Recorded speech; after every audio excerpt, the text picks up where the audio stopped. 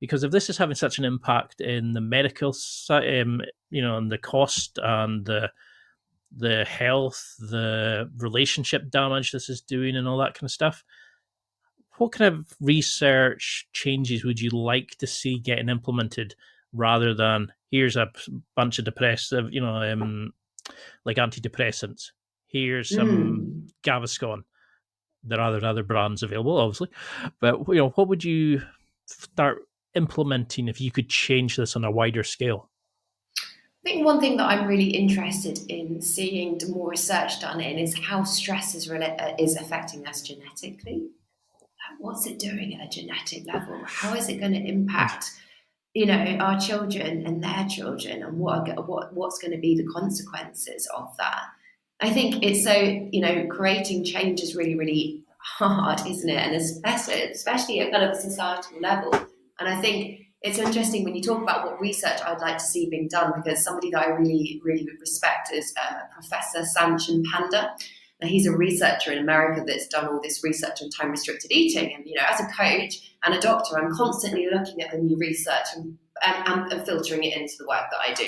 And, that's my job really. And he was the one that kind of identified that we could be reversing things like type 2 diabetes and obesity and heart disease with restricting our eating windows. He was giving True. mice or rats like McDonald's and healthy food. And even when he was giving these rats unhealthy food, but in a restricted time window, he was seeing the reversal of some of these diseases.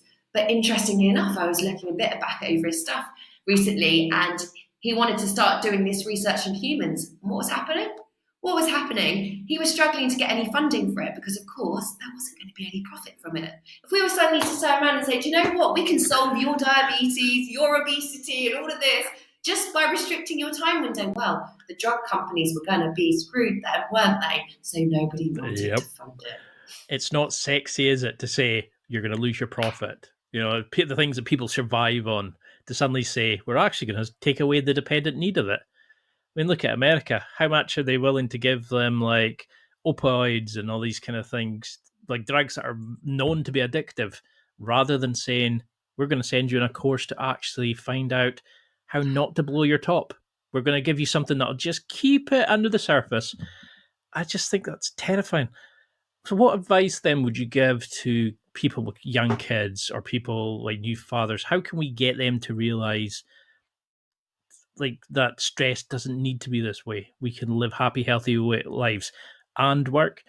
What would you say to people like for kids so we don't repeat our current generation's fallacies? I think. Looking at the people around them and looking at the impact of stress having on them. Do you want to be like them? Are they happy?